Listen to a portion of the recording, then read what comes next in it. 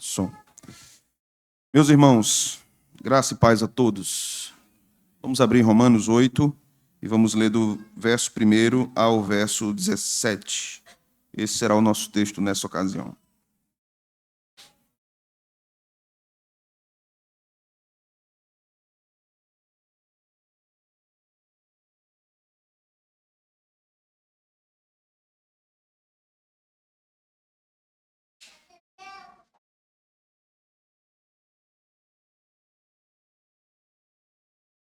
Vamos ler com atenção, com fé, aplicar nossa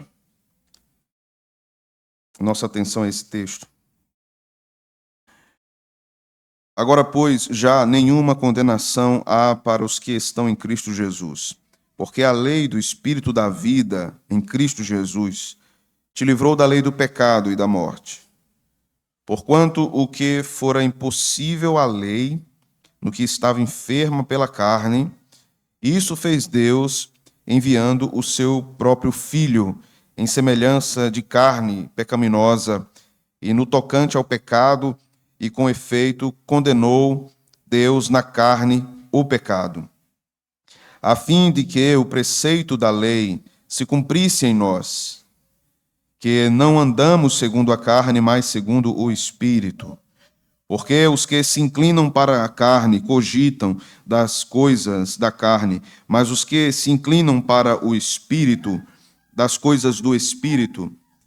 Porque o pendor da carne dá para a morte, mas o do Espírito para a vida e paz. Por isso o pendor da carne é inimizade contra Deus, pois não está sujeito à lei de Deus, nem mesmo pode estar. Portanto, os que estão na carne não podem agradar a Deus. Vós, porém, não estáis na carne, mas no Espírito. E se de fato o Espírito de Deus habita em vós, e se alguém não tem o Espírito de Cristo, esse tal não é dele, se porém Cristo está em vós, o corpo, na verdade, está morto por causa do pecado, mas o Espírito é vida por causa da justiça.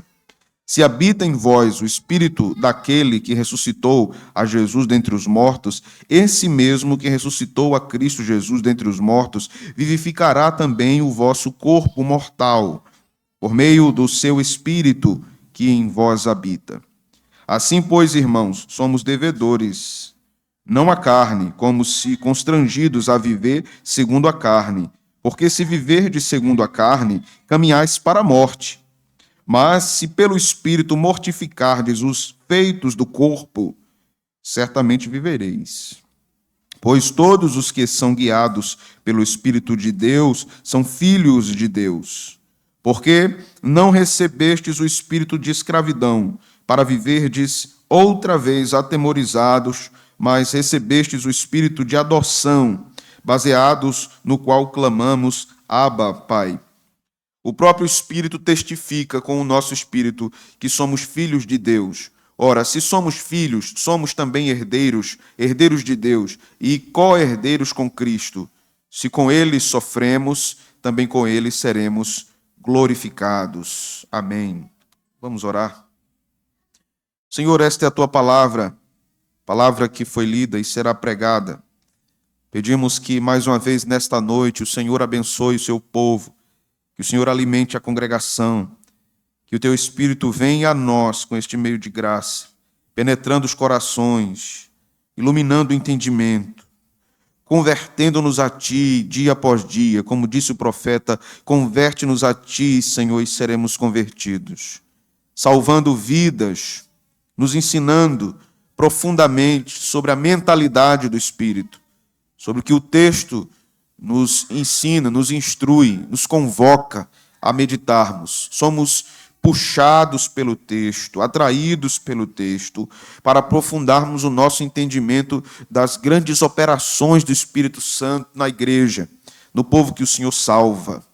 Por isso, Senhor, que corações aqui ouçam a palavra e que eles não apenas ouçam, mas que eles sejam tocados por ela e não apenas tocados por ela, que eles sejam transformados por ela e que não sejam apenas transformados por ela, que façam obras que glorifiquem o teu nome, frutos de justiça, como diz o Evangelho. Que o Senhor me ajude mais uma vez a pregar a tua igreja. Esse é o teu povo, Senhor. Esse é o povo do teu pastoreio. Este é o povo que o Senhor salvou com seu sangue derramado na cruz. Sangue precioso, derramado para salvar os eleitos. Nós oramos assim, crendo e confiantes que o Senhor falará conosco por meio de sua palavra. É assim que nós pedimos ao Senhor, humildemente, no nome do teu Filho Jesus. Amém. Podem sentar, irmãos. Meus irmãos, nesta noite nós retomamos as exposições na epístola que Paulo escreveu aos cristãos que estavam em Roma.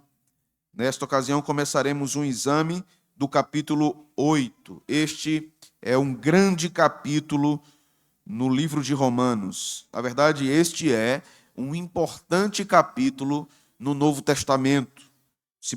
No que ele se propõe a tratar, principalmente a respeito da obra do Espírito Santo de Deus. Neste capítulo é o lugar onde Paulo mais fala do Espírito Santo, dentre todas as suas epístolas. Juntando todas as suas epístolas, aqui ainda há mais menção do Espírito Santo, tanto neste capítulo como em Romanos, do que nas outras epístolas.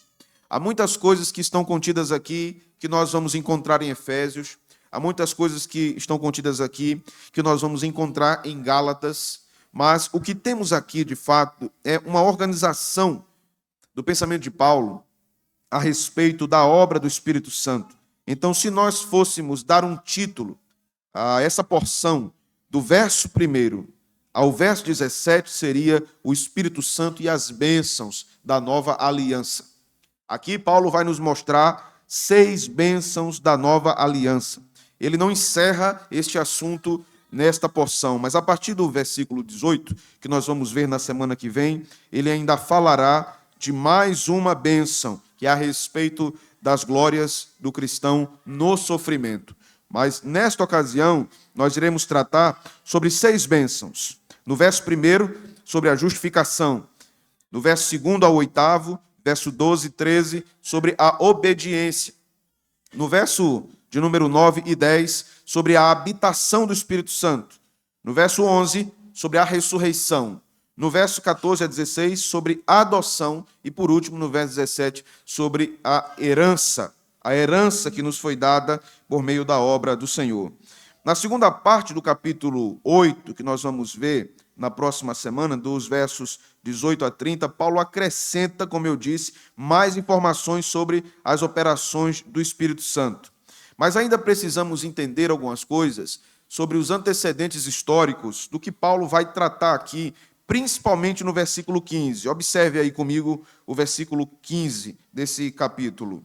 Porque não recebestes o espírito de escravidão, para viverdes outra vez atemorizados, mas recebestes o espírito de adoção, baseados no qual clamamos Abba, Pai. De acordo com o costume romano, um chefe da família poderia adotar legalmente um filho naquela época, um menino, que não fosse membro da família, um membro biológico da família. Quando o menino completava 13 ou 14 anos, o pai transmitia sua herança ao filho adotivo. Além disso, embora a adoção, como ato jurídico, não fosse uma instituição judaica naquele tempo, os judeus muitas vezes criavam filhos de outros e os tratavam como seus próprios filhos. Aqui nós temos questões importantes a observar, porque Paulo está lidando com o ensino da salvação, se utilizando de uma cultura que era presente em Roma, para os romanos.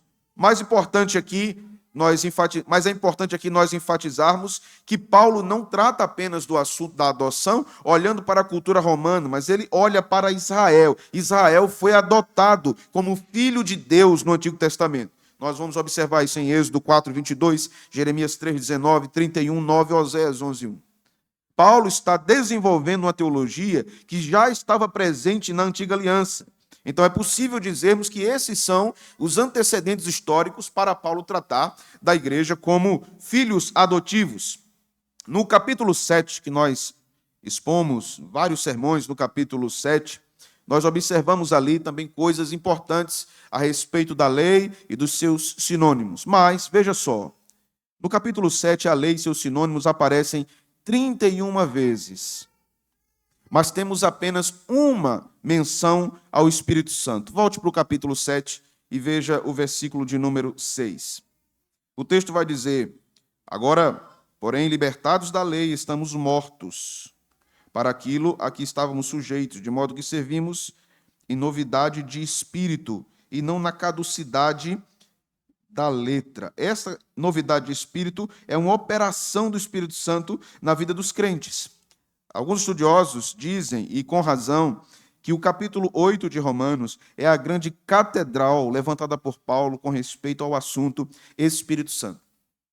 A pessoa do Espírito Santo é muito importante nas Escrituras, embora seja pouco falada em relação ao Pai e ao Filho. A quantidade de textos que nós temos, tanto do Antigo como do Novo Testamento, que tratam a respeito do Pai e do Filho, são imensas, mas a do Espírito Santo é muito menor. E por quê? Sabemos que a Trindade, composta por 3 pessoas, as 3 pessoas da divindade, Pai, Filho e Espírito Santo, tem um trabalho, e o trabalho do Espírito Santo é glorificar o Filho. Quando o Filho é glorificado, o Espírito Santo é glorificado. Esta é a missão do Espírito. Mas isso não faz do Espírito menos Deus do que o Filho e do que o Pai. Aqui nós vamos observar a grande obra, o grande trabalho, o grande poder do Espírito Santo, o grande dínamos do Espírito Santo na obra de salvação e como ele opera na vida da igreja. Porque sem o Espírito Santo não há cristianismo. Geralmente nós só afirmamos que sem Cristo não há cristianismo. Mas sem o Espírito Santo não há prática do cristianismo. A obra da salvação é uma obra conjunta, não é uma obra de uma pessoa apenas da Trindade. É uma obra das 3 pessoas da Trindade. Por isso, nesses versículos, nós vamos observar coisas muito importantes a respeito das obras do Espírito Santo. E a primeira obra que Paulo vai mencionar aqui é a justificação, que está contida no primeiro versículo. Observe novamente. Agora, pois, já nenhuma condenação há para os que estão em Cristo Jesus. A forma correta de nós lermos o capítulo 8 é tendo em mente o capítulo 4 e o capítulo 5. Os irmãos se recordam que nós trabalhamos várias semanas a respeito da doutrina da justificação pela fé. Então é como se Paulo estivesse voltando àqueles capítulos. E a forma que ele começa o capítulo 8 é muito semelhante a como ele começa o capítulo 5. Veja o capítulo 5, versículo 1. Abra sua Bíblia e volte algumas páginas para nós compreendermos aqui esta passagem. Veja, capítulo 5, versículo 1, o apóstolo Paulo diz: justificados, pois, mediante a fé. O que é que diz agora, meus irmãos? Temos paz com Deus, por meio de nosso Senhor Jesus Cristo. Isso corresponde a nenhuma condenação há para os que estão em Cristo Jesus. A ideia de paz é paz com Deus. Esta paz com Deus quer dizer que nós não somos mais inimigos de Deus.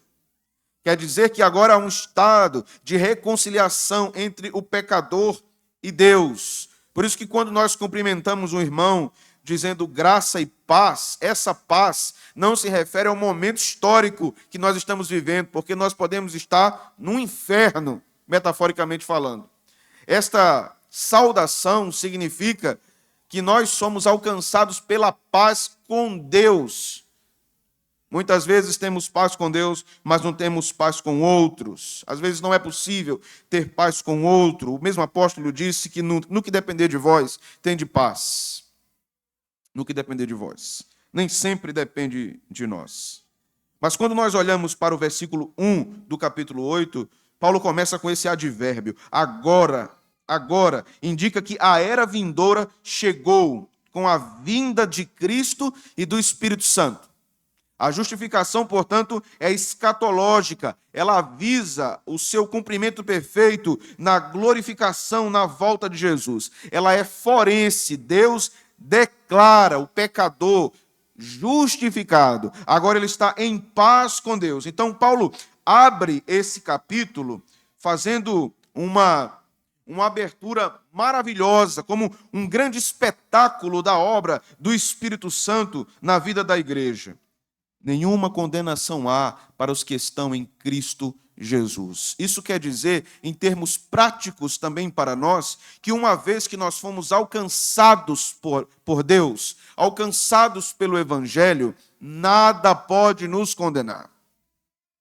Nada pode nos tirar dele.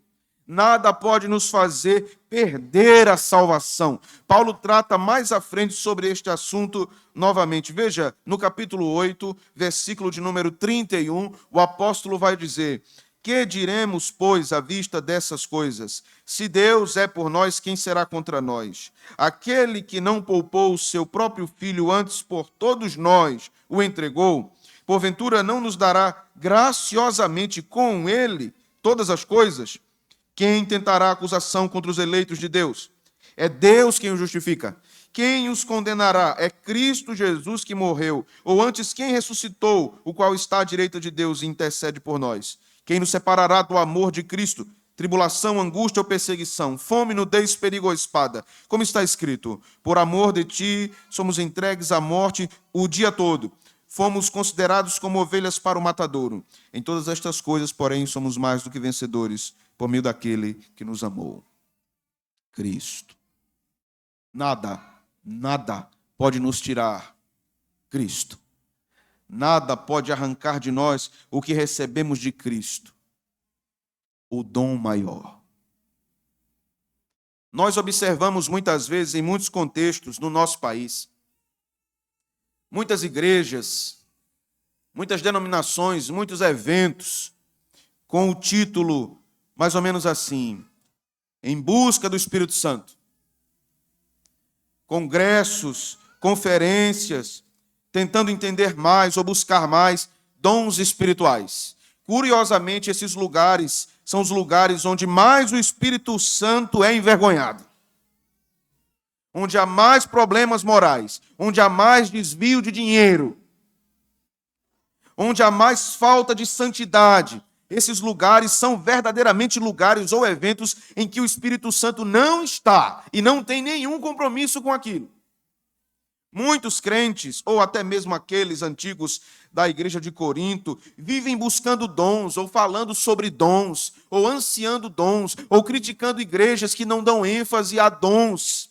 O dom de curar, o dom de línguas, o dom de profecia, o dom de revelação, algum dom extraordinário do Espírito. Essas pessoas buscam por uma manifestação espetacular, mas nós devemos entender o seguinte: o dom maior é o Espírito Santo.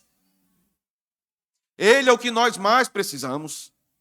É dele que vem o poder para nos mantermos fiéis. É dele que vem as bênçãos da salvação, e a primeira dessas bênçãos é a justificação pela fé. Você já recebeu esta bênção? A justificação pela fé. Você já tem essa bênção. Se você talvez não é cristão, ou se você está assistindo este sermão e você está em busca de uma bênção, há tantas pessoas que dizem: eu vou à igreja buscar a minha bênção. Que seja esta a bênção, a justificação pela fé. Porque Deus não está comprometido em fazer a sua vida mais confortável. Ele não está. Ele não está. Ele pode fazer, mas ele pode não fazer. Mas a coisa mais importante da vida é a salvação.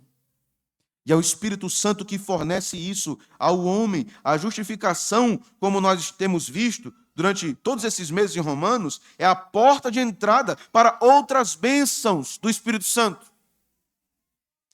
Mas a nossa geração é uma geração bem catastrófica em termos espirituais. O que é que ela quer? Ela quer ler um livro e ser inspirada como o Bom Dia Espírito Santo de Benihim.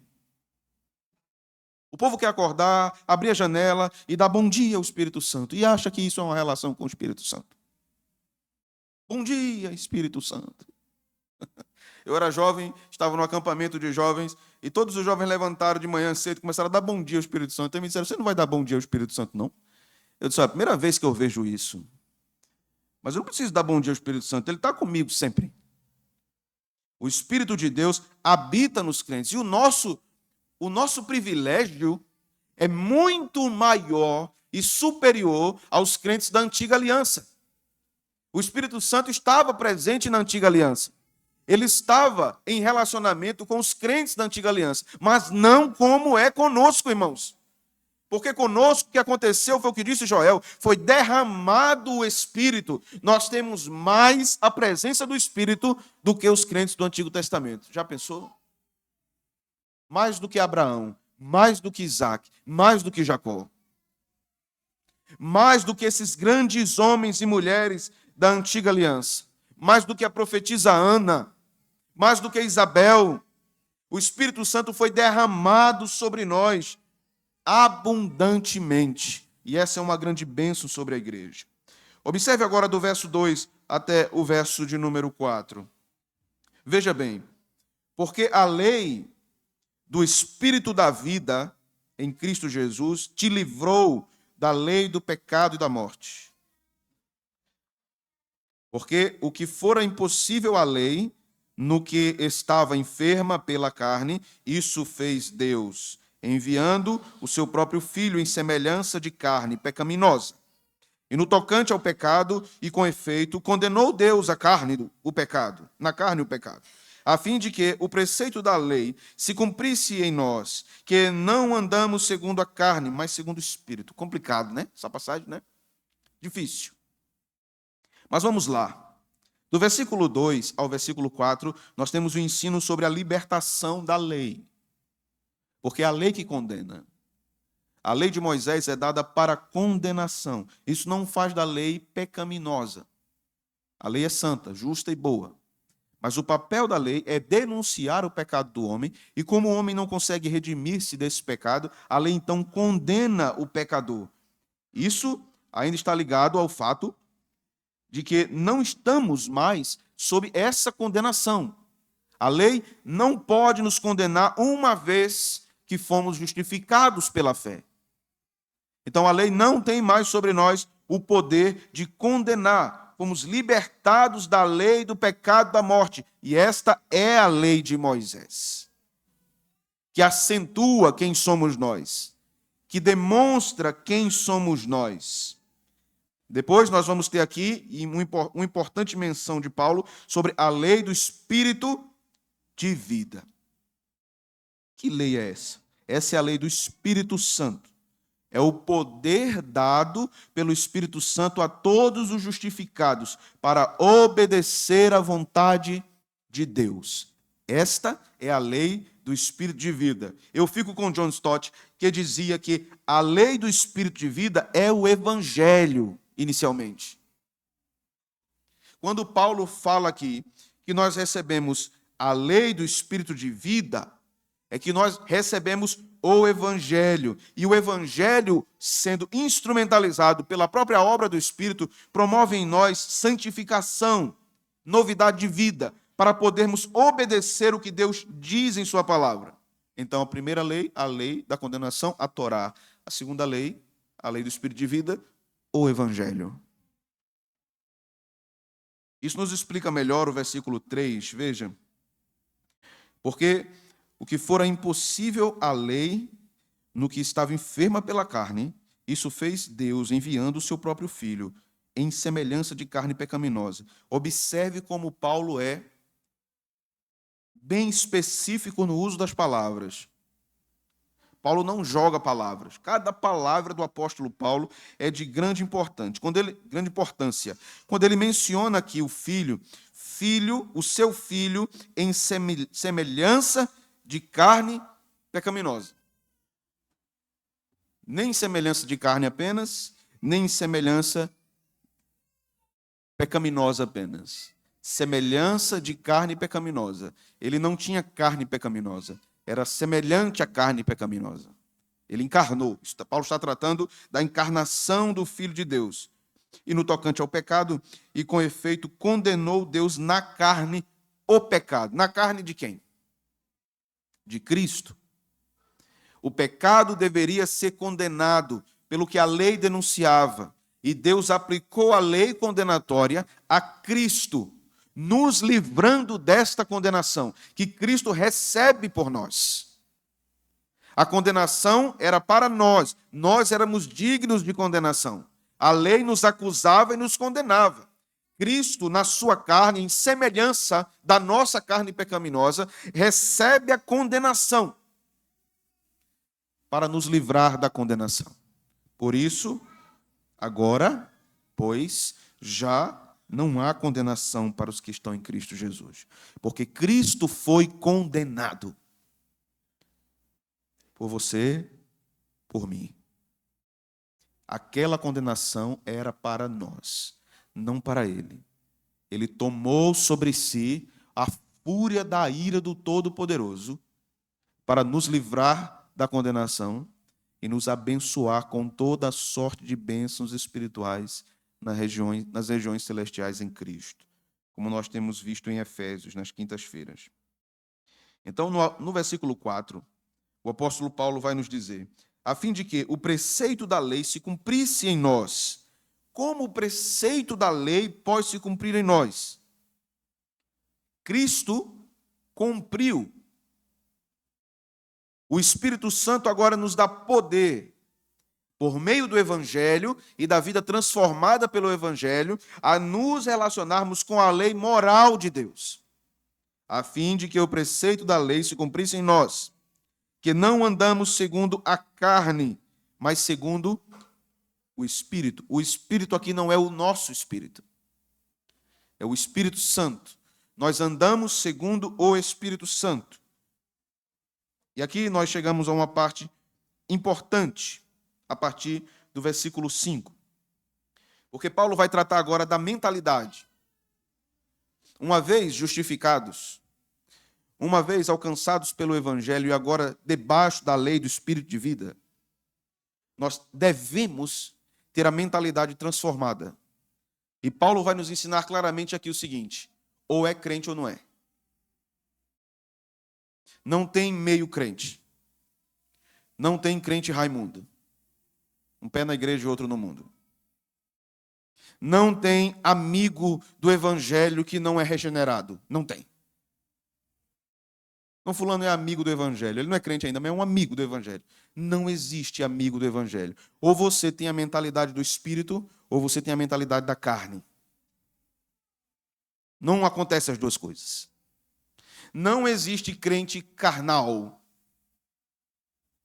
Se é carnal, não é crente. Um crente não é carnal.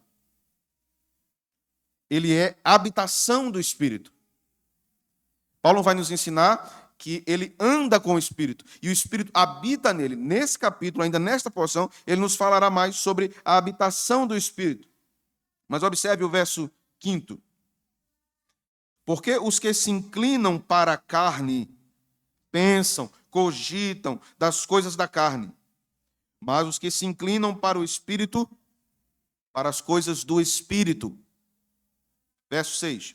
Porque o pendor da carne dá para a morte, mas do Espírito para a vida e paz. Por isso o pendor da carne, a inclinação da carne, é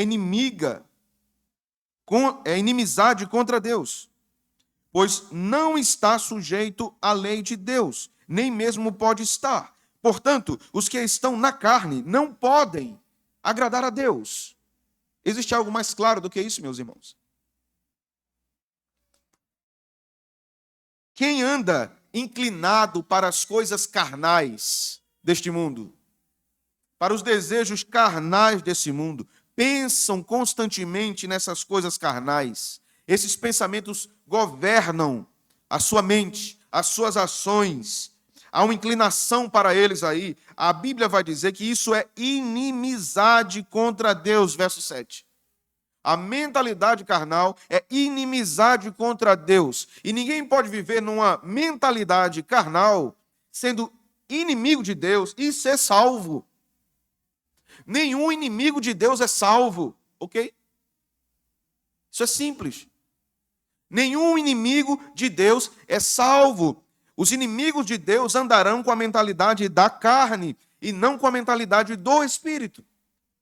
Nós não estamos falando aqui de tentações e de quedas pecaminosas em dados momentos da história do crente. Estamos falando de um crente que vive constantemente mergulhado na mentalidade carnal. Esta é uma grande evidência que não há lei do espírito de vida na vida desse indivíduo. Paulo trabalha mais sobre isso no verso 12, 13 e 14. Veja. Assim, pois, irmãos, somos devedores a quem? A quem? Não a carne, como se constrangidos a viver segundo a carne. Isso aqui é importante, irmãos. Porque Paulo está nos ensinando aqui, nas entrelinhas, que o Espírito Santo nos dá poder para uma vida santificada. Nós não somos constrangidos a viver segundo a carne uma vez que somos crentes. Nós temos o poder do Espírito Santo para vencermos o pecado. Porque é Ele que vence o pecado por nós. Ele habita em nós. Uma vez que estamos submissos, prostrados, dominados pelo pecado, isso pode ser uma evidência de uma mentalidade carnal, pecaminosa, inimiga de Deus, que não conhece a Deus. Verso 13. Porque se viverdes segundo a carne, caminhais para a morte. Mas se pelo Espírito mortificardes os feitos do corpo, certamente vivereis. Pois todos os que são guiados pelo Espírito de Deus são filhos de Deus. O crente é guiado por Deus. Voltemos ao verso 5. Porque os que se inclinam para a carne cogitam das coisas da carne, mas os que se inclinam para o Espírito, das coisas do Espírito. E então o verso 14. Pois todos os que são guiados pelo Espírito de Deus são filhos de Deus. O crente regenerado, justificado, recebe direção do Espírito Santo. Recebe poder do Espírito Santo para lutar contra o pecado. E aí eu posso perguntar, e devo perguntar a você nessa noite: você é crente? A sua mentalidade é carnal e mundana, ou é uma mentalidade que está debaixo do Espírito de vida? Ou é o Evangelho que governa a sua mentalidade? Você está vivendo segundo o quê? Como um antagonista do Evangelho? Como um antagonista do Espírito Santo? Não existe, portanto, meio termo. Ou você herdará a vida debaixo de obediência à direção do Espírito Santo, ou herdará a morte, vivendo em desobediência, numa mentalidade carnal contra Deus. Não existe nenhuma outra possibilidade. A vida cristã é uma vida no Espírito. No Espírito. Isso quer dizer, meus irmãos, que buscamos e vivemos debaixo da poderosa influência do Espírito Santo para obedecermos a Deus. Embora sejamos limitados, embora sejamos finitos, embora o pecado ainda esteja presente na nossa natureza, o pecado não é rei sobre nós. O pecado não é rei sobre nós. John Bunyan escreveu um texto chamado Guerra Santa. John Bunyan é aquele que escreveu O Peregrino. E ele escreve um texto, mais uma vez, metafórico, ficcional, que trata sobre batalha espiritual, a batalha do crente contra o pecado. E ele fala de uma cidade chamada Alma Humana. Essa cidade tem muros, tem um grande castelo no centro. E um outro personagem, chamado Diabolos, deseja penetrar naquela cidade para assaltá-la, para destruí-la. Bunyan diz que o criador da cidade Alma Humana é um rei chamado Shaddai. Shaddai cria a cidade. Dá à cidade tudo o que é necessário para que ela sobreviva. Dá àquela cidade deleite, beleza, satisfação, moradia, comida, tudo o que ela precisa. Mas Diabolos quer penetrar naquela cidade para arrasá-la. Isso lembra muita coisa a você? Assim aconteceu no Éden. O diabo tentou penetrar e conseguiu penetrar na cidade da alma humana. fazendo com que aqueles homens ou aquelas primeiras pessoas, Adão e Eva, estivessem descontentes com o que Deus havia dado. Então devastou aquelas pessoas, o pecado entrou no mundo. Nós devemos sempre nos lembrar disso, porque ali nós temos o primeiro passo, ou os primeiros episódios a respeito da mentalidade da carne. Qual é o tipo de mentalidade que você tem? Você é guiado pelo Espírito Santo? Você é fortalecido pelo Espírito para obedecer a Deus? Você tem vivido em obediência ao Senhor ou em rebeldia contra o Senhor? Você tem vindo à casa de Deus, ouvido os sermões, ouvido a exposição da palavra de Deus? Você tem aberto sua Bíblia, tem conferido o que está sendo exposto nas Sagradas Escrituras e permanece em desobediência carnal? Você tem recebido um confronto fiel das Escrituras sobre o estado da sua alma, que denuncia, que desnuda você, que arranca de você todas as suas malignidades, dizendo quem você é de fato. E você continua ouvindo isso, lidando com isso, saindo pelas portas do templo e vivendo nessa mentalidade pecaminosa. A recompensa disso é morte. A recompensa disso é destituição da glória divina. Não brinque com a sua vida. Não brinque com o tempo de vida que você tem. Não brinque na audição da palavra de Deus. Quanto mais sermões você ouve, que arrastam você para a obediência e para a santidade, e você vira as costas para ele, é mais um ponto de condenação contra a sua alma. Tenha cuidado como você lida com o Evangelho. O Evangelho não é uma brincadeira. O Espírito Santo nos convoca para uma vida santa. O que Deus quer é um povo santo, que conhece a Ele e vive para Ele. Não adianta apenas abrirmos as nossas bocas e cantarmos santo, santo, santo. Isso não convence a Deus. A nossa aparente piedade e santidade não convence a Deus. Deus nos conhece e sabe o tipo de mentalidade que nós temos. Qual é o consolo para nós aqui? A salvação, a redenção, a transformação de mentalidade. Diga ao Senhor: socorre-me, Senhor, no meu pecado. Arranca-me do meu poço de imundícia.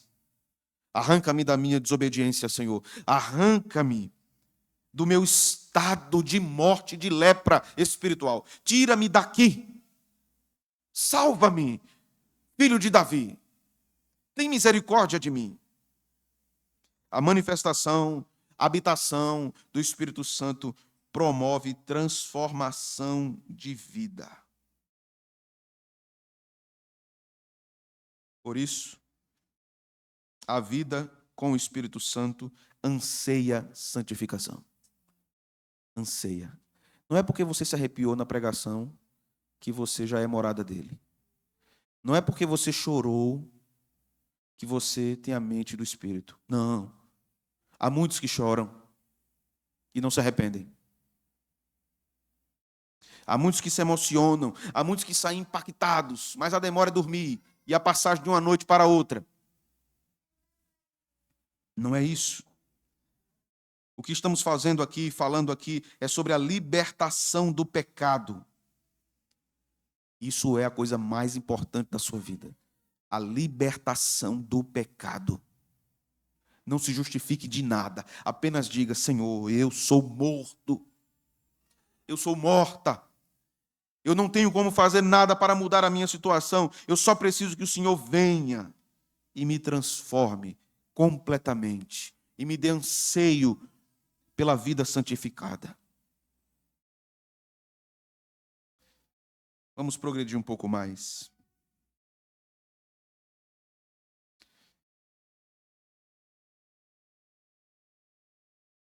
Veja comigo o versículo 9.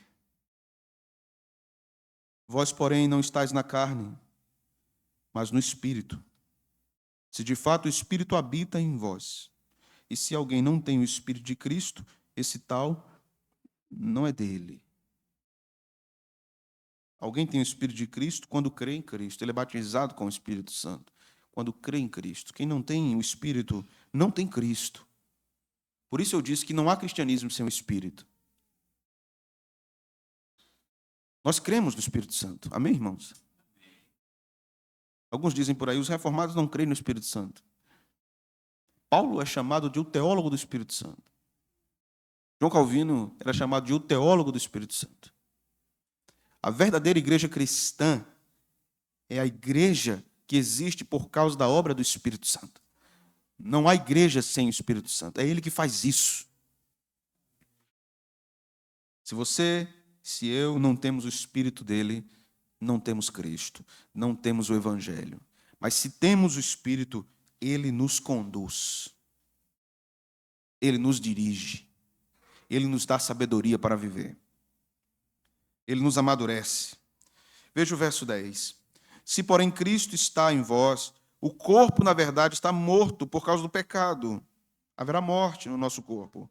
Mas o Espírito é vida por causa da justiça. O nosso corpo experimentará os efeitos do pecado no mundo. Ele vai morrer, a menos que Jesus volte antes de morrermos. Ele será abatido pela morte. Mas não experimentaremos morte eterna. Apenas morte física. Não seremos separados de Deus eternamente. Seremos separados do Espírito momentaneamente, temporalmente. Mas temos vida. Na volta dele, esse corpo ressuscitará. Se juntará com o Espírito e habitará com o Senhor para sempre. Essa é a escatologia de Paulo. O verso 11, então, Paulo continua dizendo: se habita em vós o Espírito daquele que ressuscitou a Jesus dentre os mortos, ele mesmo que ressuscitou a Cristo dentre os mortos, vivificará também o vosso corpo mortal. Então, quem nos ressuscitará no último dia? De acordo com o versículo que nós lemos. Quem nos ressuscitará? O Espírito Santo. Quem ressuscitou Jesus no terceiro dia? O Espírito Santo.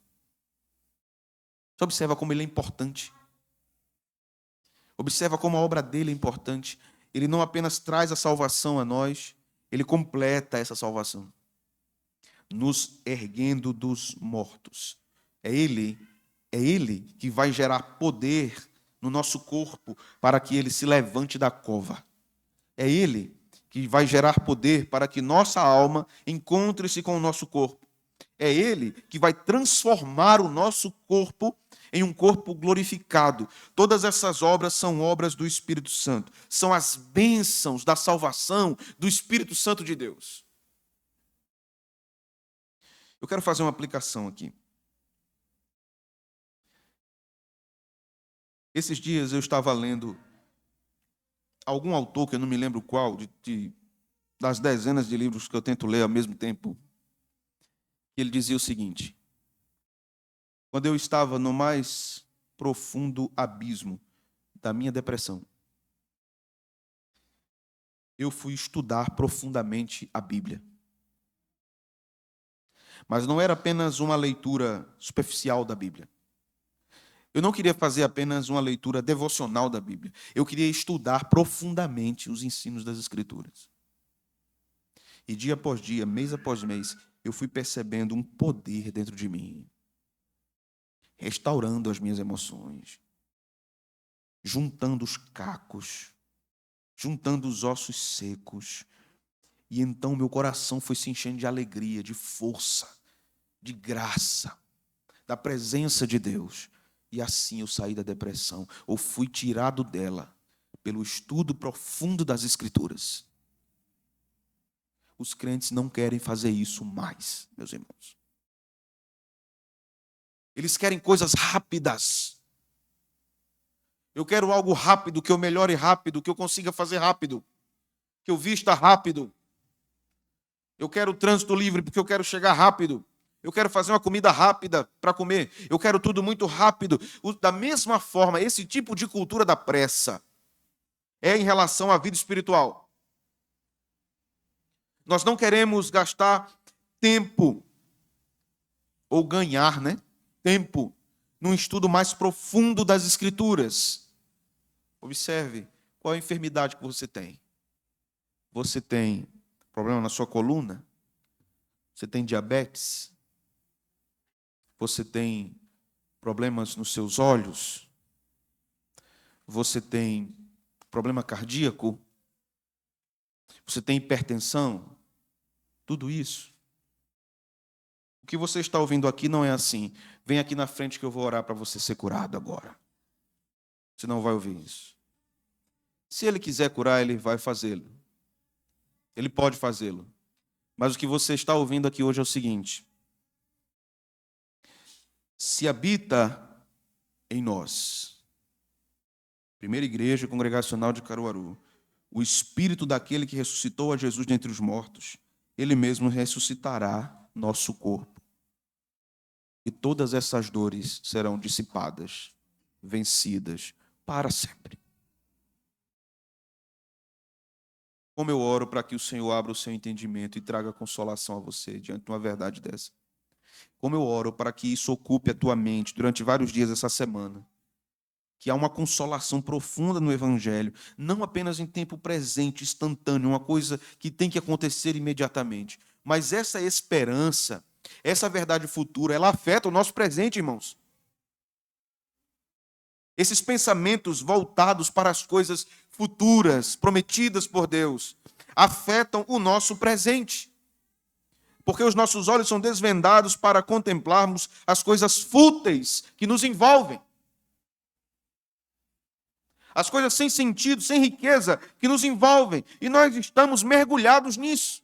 E somos consumidos por isso. E queremos dar satisfação por causa disso. E não estamos ocupando a nossa mente com questões profundas em relação ao Evangelho de Deus. Jovens, ocupem-se da palavra de Deus. Ocupem-se do estudo da palavra de Deus. Deixe de ficar ouvindo sermão na internet, vá ler a Bíblia. Leia as Escrituras. Tenha contato direto com a revelação do Senhor. Todos nós, é para todos nós isso.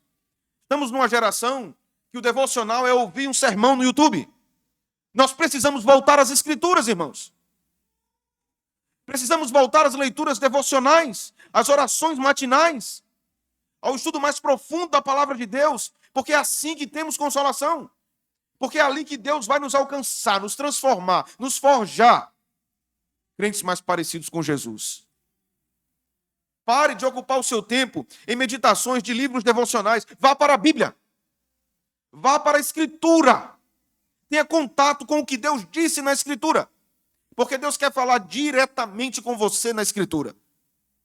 Isso vai fortalecer sua alma, fortalecer sua mente, fortalecer seus músculos espirituais. Nós somos flácidos espiritualmente. Flácidos. Nós somos frágeis espiritualmente. Caminhamos há 30 anos no Evangelho, mas ainda parece que somos uma taça de vidro muito fina, que se cair quebra. Precisamos crescer. Precisamos de mais enrijecimento espiritual. Porque é assim que nós suportamos o dia mal. Sem a palavra, nós não aguentamos. Veja o verso 15.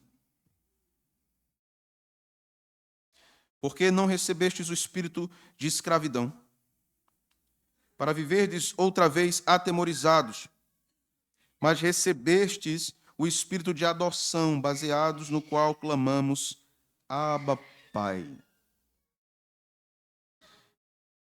Eu já falei bastante sobre essa doutrina da adoção na quinta-feira, nas nossas quintas-feiras de estudo bíblico, mas eu quero apenas mencionar algumas coisas aqui. Eu quero fazer menção de uma fala do Dr. Russell Shedd sobre este versículo. Ele diz o seguinte: no primeiro século da era cristã, o pai escolhia um filho para perpetuar o seu nome e herdar a sua herança. Ele nos escolheu, ele nos adotou para perpetuarmos o seu nome e nos dar uma herança. Nós fomos adotados e carregamos agora na nossa vida o nome dele, Então, onde nós chegamos, o nome dele é mencionado. Você entende isso? Onde nós chegamos, o nome do nosso Pai é lembrado, é falado, é dito. Mas não apenas isso. Ele tem uma herança para nós. É isso que aparece nesses versículos. Veja o versículo 17. Ora, se somos filhos, somos também herdeiros. Herdeiros de Deus e co-herdeiros com Cristo. Se com ele sofremos, também com ele seremos glorificados. Então, Paulo aqui no verso 17 não exclui de nós a herança. Nós somos herdeiros junto com Cristo, mas ele também não exclui de nós o sofrimento. Não é? Ele não exclui de nós o sofrimento. Se com ele sofremos, também com ele seremos glorificados. Quando nós estudamos as Escrituras, observamos os estados de Cristo.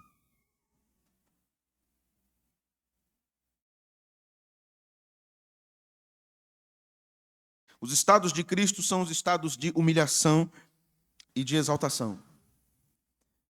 Cristo viveu isso e a igreja, em uma medida menor, vive isso. A igreja hoje está no estágio de humilhação.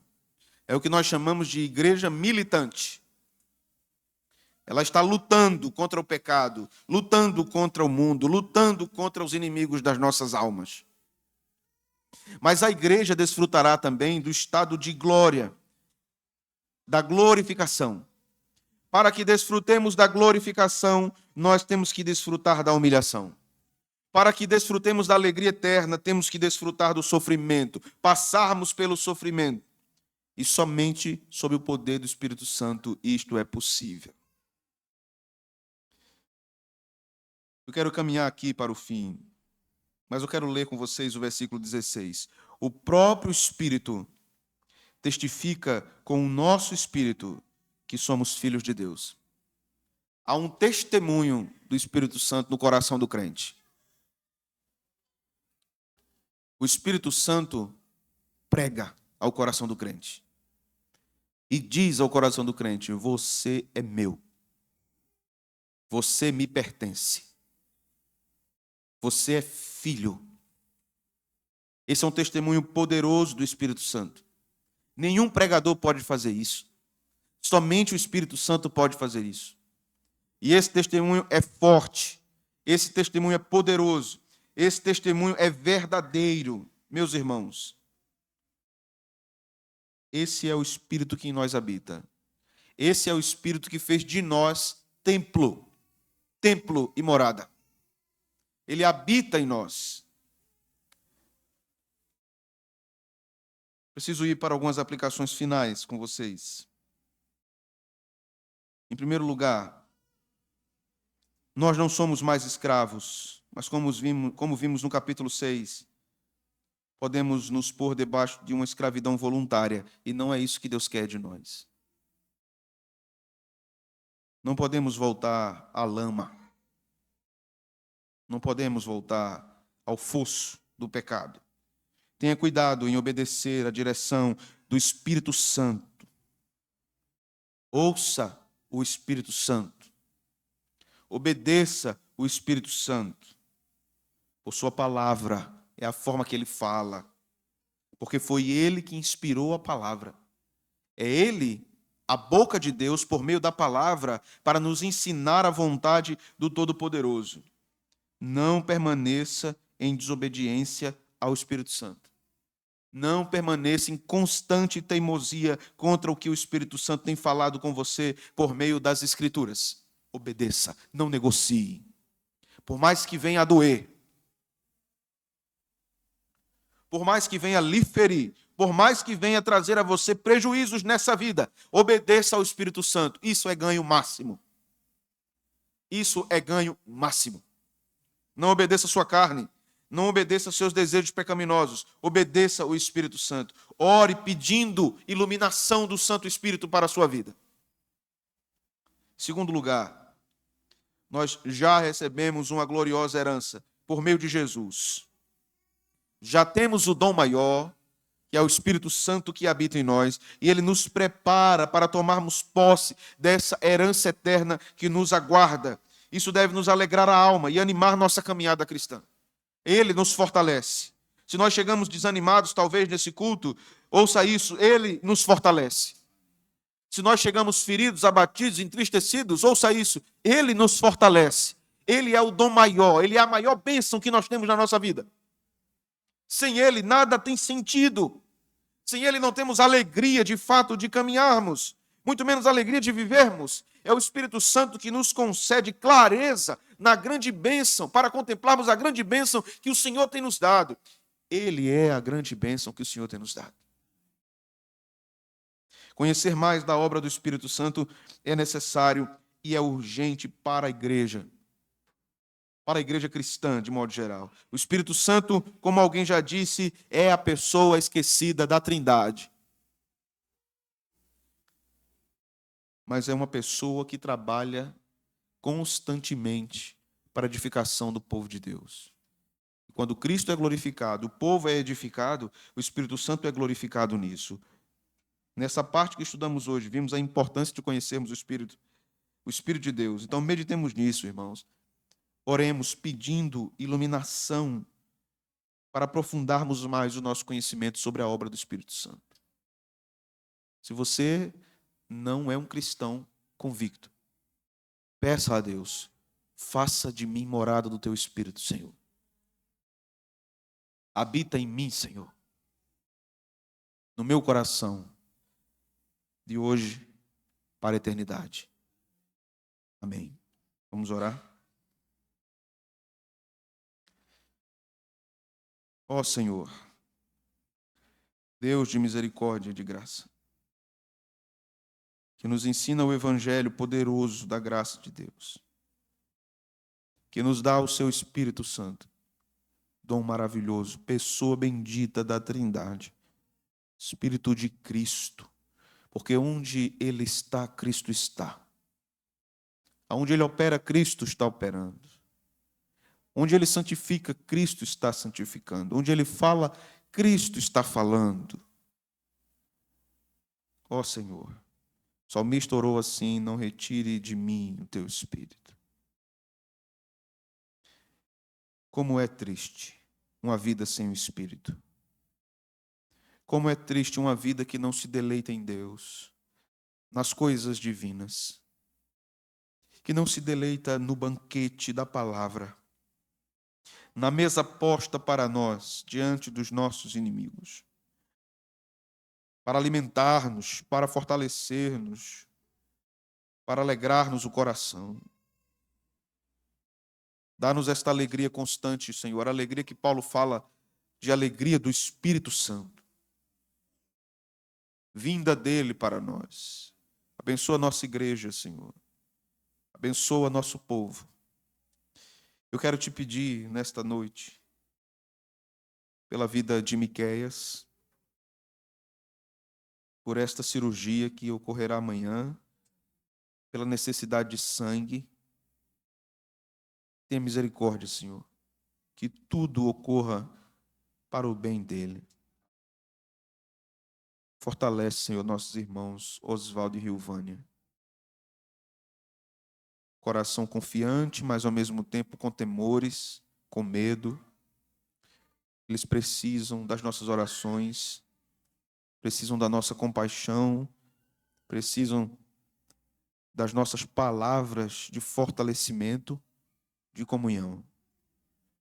Te pedimos também por Samuel e por Noemi, que o Senhor os fortaleça, dê confiança àqueles jovens irmãos de nossa igreja. Nós queremos orar, Senhor, pelos enfermos. Que o Senhor estenda suas mãos. Queremos orar por esta crise de bronquiolite no meio das crianças. Estende as tuas mãos, Senhor, de misericórdia, livrando esses bebês, abençoando os médicos, enfermeiros, todos que estão trabalhando para ajudar essas pessoas. Nós te agradecemos pelos bebês de nossa igreja, como o Senhor tem cuidado deles, de nossas crianças, como o Senhor tem cuidado delas e preservado cada uma delas. Muito obrigado, Senhor. Que o Senhor nos conceda ainda mais crianças no nosso meio. Te pedimos pelas gestantes, pelas grávidas da igreja, que o Senhor abençoe a gestação delas. Que o Senhor proteja, fortaleça os bebês nos seus ventres. A tua palavra diz que tu conheces, tu formas cada um deles, tu teces cada um deles no ventre de sua mãe. Que tu fortaleça, Senhor, essas crianças para que elas nasçam e nós possamos vê-las no nosso meio, brincando no nosso meio, cultuando junto com a igreja, crescendo nos caminhos santos do Evangelho de Cristo Jesus. Nós te agradecemos por tuas mãos estendidas e abençoadoras sobre a vida de nossos irmãos Moacir, Camila e seus filhos, Miguel e Sara. Bendito seja o teu nome. Tu és maravilhoso e Deus abençoador que ouve a oração do teu povo. Nós queremos te agradecer pela vida de nosso irmão Hélio e sua filha Sara, que estavam enfermos. O Senhor tem estendido suas mãos, trazendo restauração. Bendito seja o teu nome por isso. Ó Senhor, abençoa a nossa congregação. Te pedimos por nossa cidade, por nosso estado, por nosso país. Que o Senhor abençoe nossa terra, nossa pátria. Que o Senhor nos livre do mal, nos livre dos homens maus. E que nossa terra prospere, que nosso estado prospere. Que o Senhor abençoe o comércio de nossa cidade. Abençoe, Senhor, o trabalho aqui, que haja empregabilidade em Caruaru, crescente empregabilidade. Que o Senhor abençoe os empreendedores, que o Senhor abençoe aqueles que prestam serviços, que o Senhor abençoe a área de saúde, os médicos de todas as áreas. Fortaleça-os. Sabemos, Senhor, que a missão deles é dura e árdua e nobre, cuidando da saúde de todos nós. O Senhor abençoe os professores, que o Senhor abençoe esses que trabalham ajudando pessoas a terem cultura, a crescerem no conhecimento das coisas. Que o Senhor abençoe nossas vidas. Que o Senhor abençoe nosso país. É isso que nós te oramos, no nome de Jesus. Amém e amém. Meus irmãos, vamos ficar de pé.